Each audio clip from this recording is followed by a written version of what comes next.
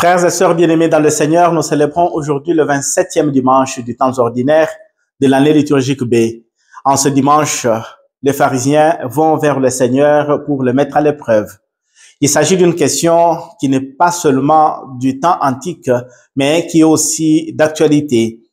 Est-il permis, oui ou non, de donner à sa femme un acte de répudiation?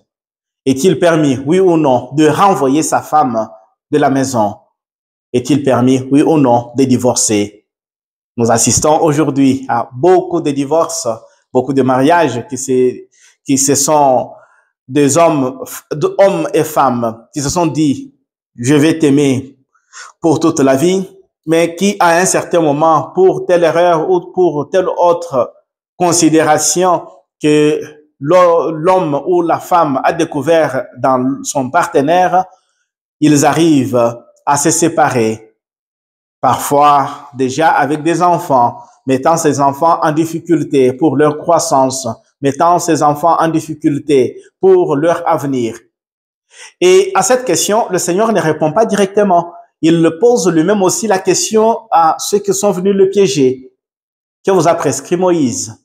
Nous rentrons dans l'Ancien Testament, nous rentrons dans les livres de la Genèse. Que vous a prescrit Moïse dans les livres des Deutéronomes? Que vous a prescrit Moïse dans sa loi? Et ici, l'occasion pour les pharisiens de révéler que Moïse nous a prescrit de donner un acte de répudiation à une femme. Et Jésus rétorque directement, si Moïse vous a donné cette permission-là, c'est parce que vos cœurs sont durs. À cause de la dureté de vos cœurs, il vous a permis de le faire. Mais sachez que, au commencement, il n'en était pas ainsi. Dans le projet de Dieu, cela n'était pas le cas.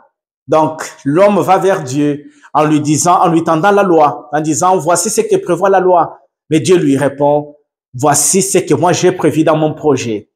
Et donc, il est question ici de confronter la loi humaine, la loi que nous avons reçue de Dieu, la façon dont nous appliquons cette loi et le projet que Dieu a sur le sacrement de mariage.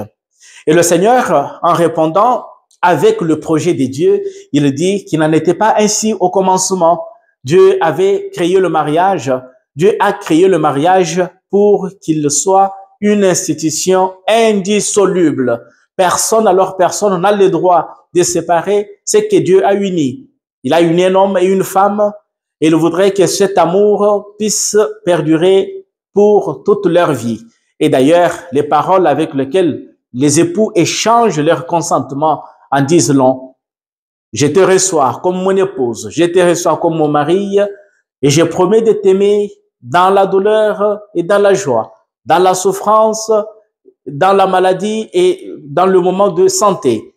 Et je promets de t'aimer tout au long de ma vie jusqu'à ce que la mort puisse nous séparer. J'espère que je n'ai pas reproduit textuellement les paroles que disent les époux, mais du moins l'idée est celle-là, que dès le départ, nous-mêmes, nous sachons bien que le projet de Dieu est que l'amour puisse être au-dessus de tout et que l'amour que Dieu a placé en nous puisse dépasser la souffrance humaine, puisse dépasser la maladie, puisse dépasser tout ce qui peut séparer un couple. Alors, nous nous remettons entre ses mains, nous disons ces paroles devant l'Église, devant le peuple de Dieu, pour que le Seigneur lui-même nous bénisse, nous accompagne, afin qu'en sortant de l'Église, on ne soit plus deux, qu'on devienne une seule chose et surtout qu'on soit accompagné par la grâce divine.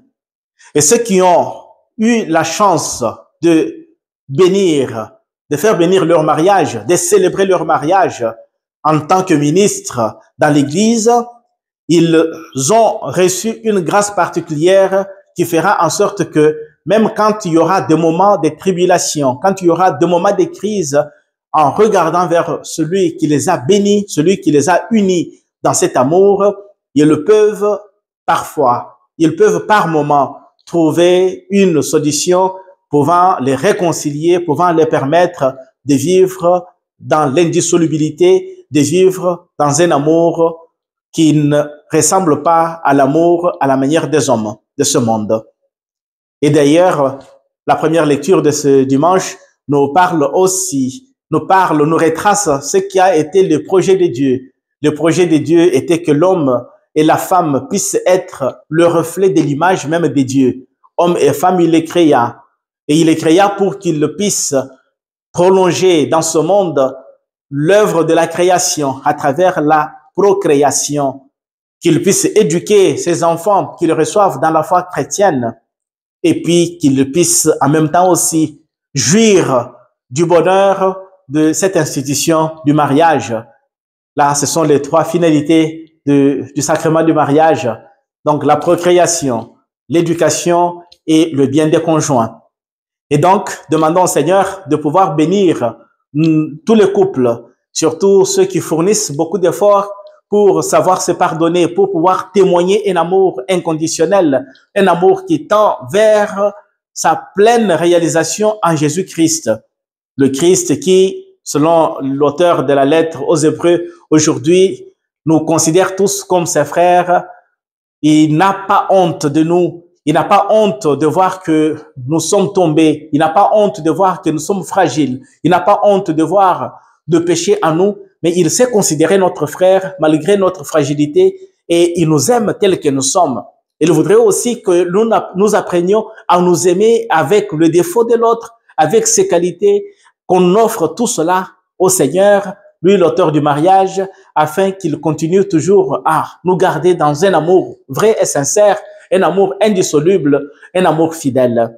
Que Dieu bénisse tous les couples, que Dieu bénisse nos parents, que Dieu bénisse tous ceux qui nous ont transmis une belle parole pour que dans notre foyer, bénisse tous ceux qui nous ont transmis une belle parole pour que dans notre foyer, dans notre mariage, nous puissions être des modèles pour d'autres personnes qui sont attirées à nous imiter dans ce sacrement de mariage. Qu'ils suivent notre bel exemple et nous prennent parfois aussi pour modèle pour leur avenir et surtout pour le bien de l'Église de Dieu. Que Dieu bénisse les couples qui sont en difficulté afin que la grâce de l'Esprit Saint les unisse toujours. Qu'ils ne trouvent pas dans la loi de ce monde des motifs valables pour pouvoir se séparer, mais qu'ils cherchent à tout prix à sauver cette institution, car devant Dieu, ils pourront répondre de tout ce qu'ils ont combiné en refusant le pardon, en refusant d'avoir la patience, en refusant d'avoir les yeux fermés sur les erreurs de telle ou de telle autre personne. Et beaucoup diront toujours, mais parfois la femme exagère, parfois l'homme exagère. Mais non, mes frères et sœurs, il ne faut pas considérer qu'ils ont exagéré. Jésus, sur le pardon, il nous a dit qu'il faut pardonner 7 fois, 70 fois. Donc, le pardon doit être à l'infini. Comme le mariage n'est pas un contrat, le mariage est une alliance. Rappelez-vous cette parole. Et donc, l'alliance, c'est celle dans le sang. Et l'alliance est pour l'éternité et non pour un temps déterminé.